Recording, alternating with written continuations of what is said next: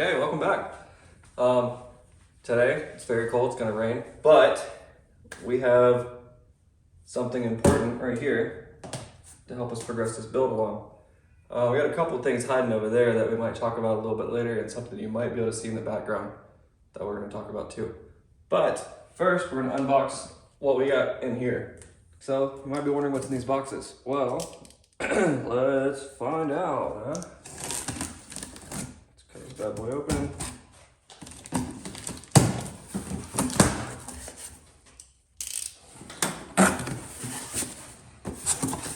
Do you want to take a guess?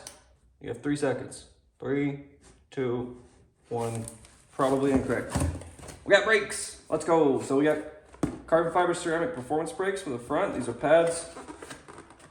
These are Power Stop Evolution Sports. So in this here, we have clips, some boots, some lubricant, and obviously the brake pads. So there's 4 in here.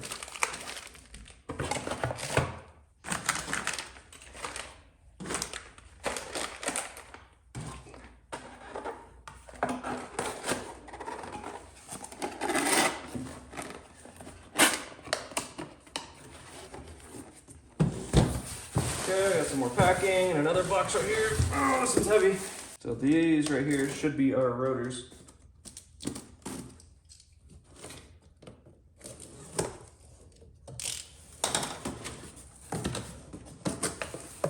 And for our rotors, we got something pretty cool, I think. Never had drilled and slotted rotors before, but we're gonna have them, and it's gonna look pretty sick. So here's this. Good thing it's in plastic, because you don't want to get your hand grease all over these. So we'll come back to that in a little bit. Now for the other side. In here, we've got a beautiful magnet. Very nice. Thank you, Rock Auto. Packing list. Some more packing. We got some, what is this?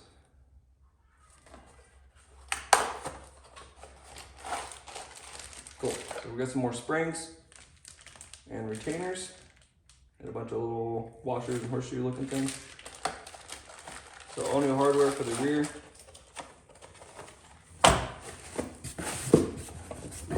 And what we got here.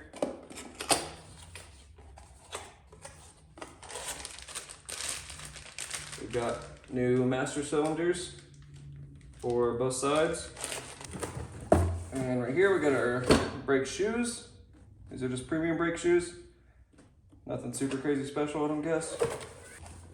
And then right here should be our drums. Yep, there they are. They're coated on the outside here, so hopefully they don't rust. And then that's what the inside looks like. Nothing too crazy. Unfortunately, since I have the 2.2, we got rotors in the front and drums in the rear. But if I had the 2.5 RS from the factory, then it would have the rotors in the back and in the front. So very important, before you jack your car up, make sure you crack the lug nuts loose, because you're going to have a fun time trying to get those loose with the car in the air. Now that all of your lug nuts are loosened, we can start jacking up our car so we can get those wheels taken off and get started on the brakes. Now with our car off the ground, we're going to remove the lug nuts completely so we can remove the wheel.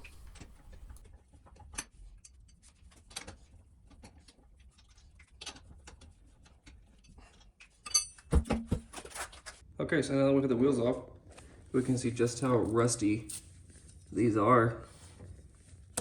These aren't going to come off very easy, but luckily these have a bolt hole right here.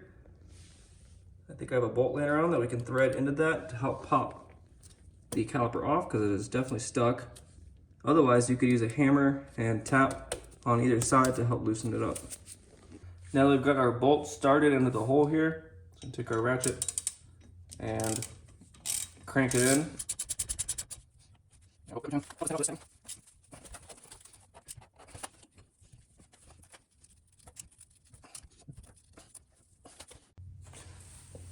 Because this is so incredibly stuck on here, we're gonna take our hammer and use the other method to try to persuade a little bit. We're gonna very assertively tap on the brake drum.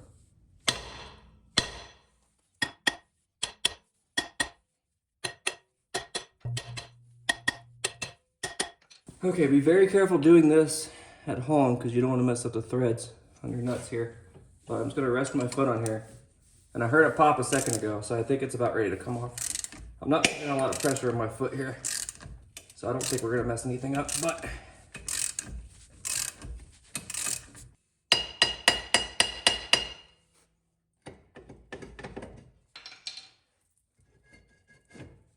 There we go. Look at that. Finally off. Made in Japan. I hope these aren't the originals. That would be wild. Look at all that brake dust sitting at the bottom. That's nasty.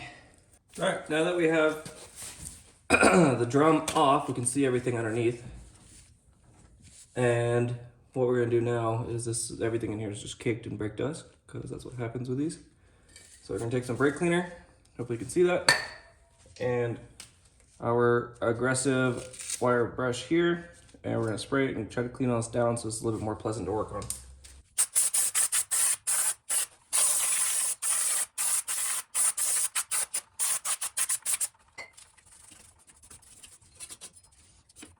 Now that I sprayed it, these aren't quite as dirty as I thought they were. These pads are definitely bad, but all this looks pretty new. I'm still gonna replace it anyway, I believe. But yeah, that's a good sign. So now that we're all cleaned up, you can see everything in there a little bit better than before. What we're gonna do is we're gonna go in with our phone and we're gonna take pictures so we have a reference for when we put it back together. So now we have our pictures taken. We're gonna use some pretty basic tools, a pair of pliers and a flathead, and we're gonna start taking everything out. So we're gonna start with whatever's on top first. So we got a spring right here.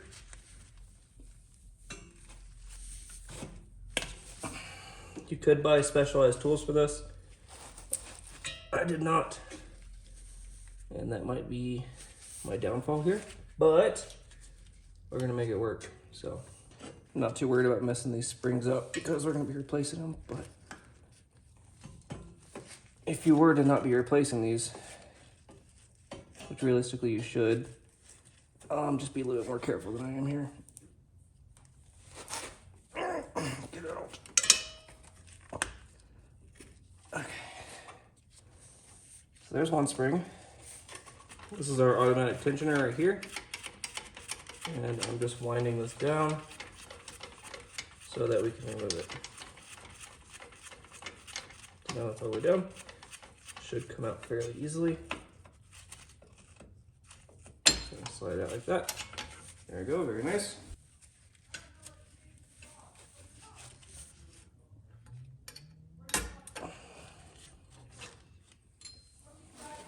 Now we're just gonna remove these little retaining rings for the brake pads themselves, brake shoes. And there's a slit that goes along there, and it has a little pin that's gonna stick into it. So we're just gonna push this in, realistically grab it, push it in, and then rotate it while holding the pin on the back. It doesn't spin, and there we go. Here comes that, very nice. There's the pin I was talking about with the flattened end. And now that we have the brake shoe loosened, it's a lot easier to get off. Looks about like that. And this has the e-brake tensioner attached to it. So in this case, we're just going to slide this back, this little spring, and pull. Took a couple tries, but we got it out. And we're going to want to keep this little piece right here.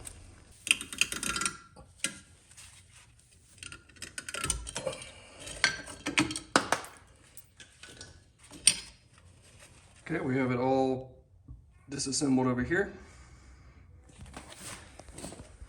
I brought it over here and laid it out kind of how it's going to go back in. We gotta remember this double spring right here is gonna be on the outside and this one's gonna be on the back side. Next, what we're gonna wanna do is remove this little brake cylinder right here because I have a new one. The way to tell if these were bad is if you have leaking around the edge of these seals on either side. This one still looks pretty decent, but I have one, so we're gonna replace it. Actually, sorry, I couldn't get my wrench to fit properly, so we won't be replacing the cylinder. Luckily, these are good, but next time I do these brakes, I will be replacing the cylinder, so I'm sorry if you wanted to see that. So it turns out I don't have the right size wrench to get the brake line off. So we're just gonna leave this on here for now. We're gonna clean it up the best we can. We're gonna clean up this backing plate at the same time.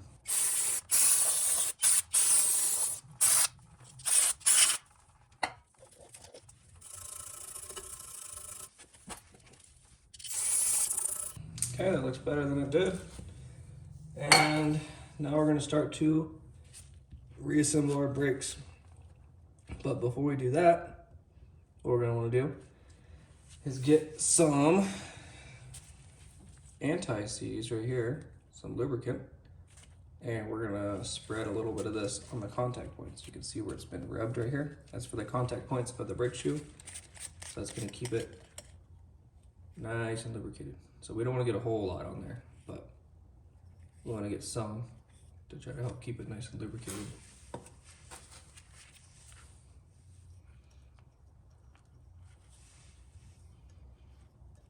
Okay, now everything is nice and lubricated. You can see we have 3 spots on each side. It's kind of hard to see the bottom one down there, but there is one on each side, and they're both lubricated. So now we're gonna start reassembling our brakes. So here's gonna be this side of the brakes, and as you can see, the brake pad is longer on one side versus the other. They're just slightly different. So the longer one's gonna be the one that goes in the rear. Just make sure, again, don't touch the surface of these pads. You don't want to get anything on them because then it won't stop. Won't do its job. So in order to remove this little clip right here, what we're going to do is take a pair of pliers and we're going to use it to squeeze the end of this clip to open up the gap. Now you can see we have a little gap right there. Then we're going to take our flathead and we're just going to pry it off. Just like that. And you notice there's a washer underneath that's pretty messed up as well. So we're gonna take that off too. But this arm should just come straight off now. Just like that. And you can throw it across the room. We're just gonna use some brake cleaner and our scrubber. Clean this up, get it looking new. All right, well, disregard that last thing, me. So if we look at the brakes here, you got 2 holes at the bottom. They're both blank. And on these, you have 2 holes at the bottom, but one of them already has a thing in it. So this is gonna be our rear brake pad, and this is gonna be our front brake pad. So now we have to install the arm onto this, which is not difficult at all. If we get our arm, it's gonna slide right onto this. One of our horseshoe clips, just like this. Then we pull it off, slide it on there. Had to use some pliers to persuade it, but we got it on, and then we're gonna use the same pliers and we're gonna pinch this in so it does not come off. Now it's pinched a little bit, and that is not gonna go anywhere. This thing is not coming off. So, we can go ahead and take our e-brake cable and reinstall it onto its little clip right here. Take note which way this is supposed to go because I completely messed it up. And I had to take it off and put it back on. I had it go in the wrong direction. So this is supposed to be like this, back behind, and I had it coming out, which would have been fine for the other side. Well, no, it wouldn't have because it would have been facing the wrong direction. So that's why these pictures are very important because I had to go back and check and make sure I'm doing it right. So struggling for 30 minutes, now we're back to where we need to be. So let's put this parking brake cable back on, which is going to take me a minute because it usually does. And we will continue on. That wasn't as bad as it was last time.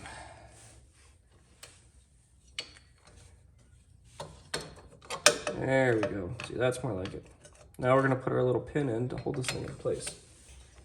Make sure that's lined up properly. And we're going to take our pliers, just like we did earlier, and install this.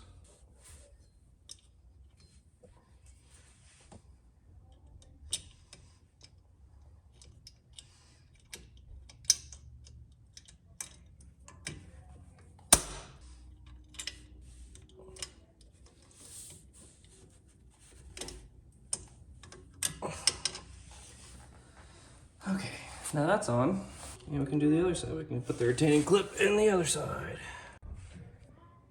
All right, we got the bottom spring on after a lot of difficulty. Now what we're gonna do is we're gonna put this spring back on the way it came off, which is gonna be like this, and then it's gonna clip on the back over there. So once again, thank goodness we took that picture, because this spring does not hook right here. It hooks way over here. And I was wondering why I wasn't able to keep tension on the system without everything falling apart. Unfortunately, this clip was corrupted, so as you can see here, we have the auto tensioner and the back spring on. I did a whole explanation on that, but it's gone. So yes, we're just gonna continue on. And apparently the clip will be putting the front spring and the adjuster on. It's the same process, except the front spring clips into the adjuster so it can add tension to the auto adjuster itself. So next we're going to take our new drum, take out the plastic, and we're going to clean the inside of this really well, because from the factory there is a layer of oil and you don't want to get that on your brakes. You can kind of see it on the plastic here a little bit, but we're going to knock that out and then we're going to put these on. Okay, so now we're on to our front brakes. Front brakes are a lot easier than the rear brakes, or the drum brakes. So these are disc brakes. As you can tell, the way we're going to take these off is you have two bolts, one in here, one in the bottom. And just in this case, they just happen to be 14s. So hopefully I can get them with my ratchet, but if not, I got a breaker bar. And yeah, we'll go from there. Looks like I've lost a lot of footage from this video, but basically I just loosened those two bolts and lifted the caliper up and hung it on the spring to get it out of the way. And now I am currently working on removing the bracket behind the caliper. All right, so I've gotten it to start loosening, and the way I had to do that was because of limited space and the breaker bar being too long and blah, blah, blah. I got my jack underneath here, and I use my jack to push up on my wrench. And as you can tell, it works great. Started lifting all of the suspension up in the process, but now this bolt's coming out and we can remove this piece. Okay, I got that bracket off, and now our rotor's ready to come off, but whether or not it's gonna want to play nice or not, I don't know. So we're gonna start wiggling, see if it wants to loosen up.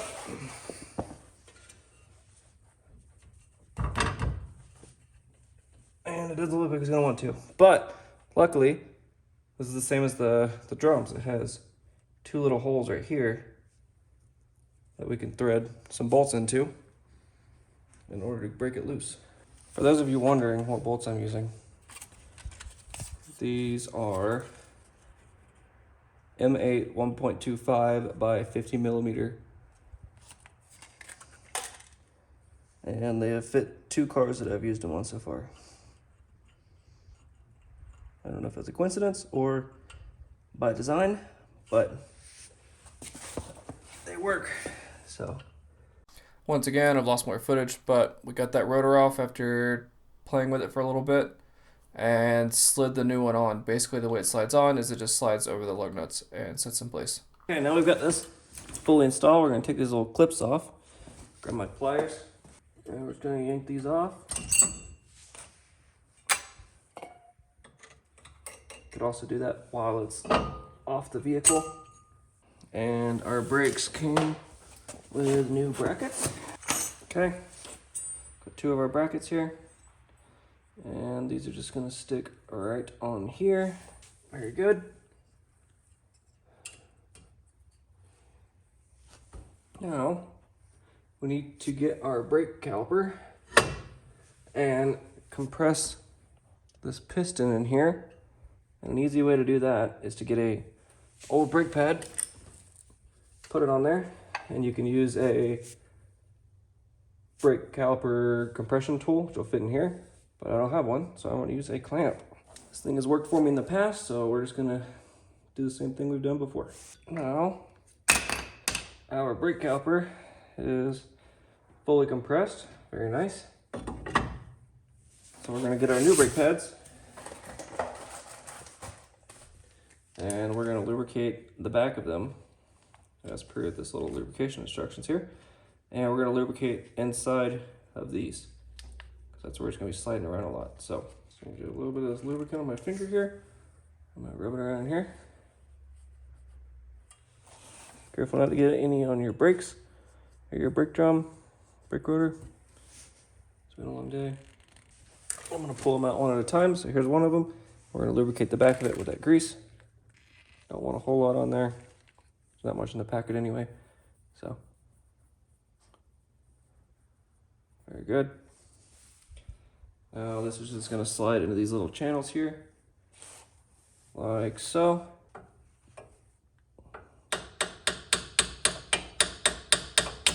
There we go. That one's in. And we're gonna do the same thing for the other side. Now we're gonna get our brake caliper, slide it on top. Okay. And now our front brake rotors are done. Look at that. Now I'm gonna knock out the other side and I'll be done.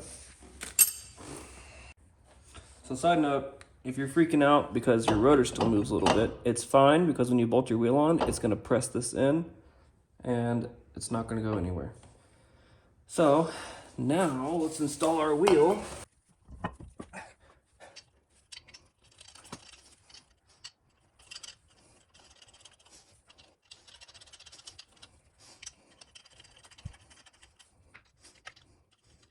Now you might be saying, wait, those aren't the wheels that came off?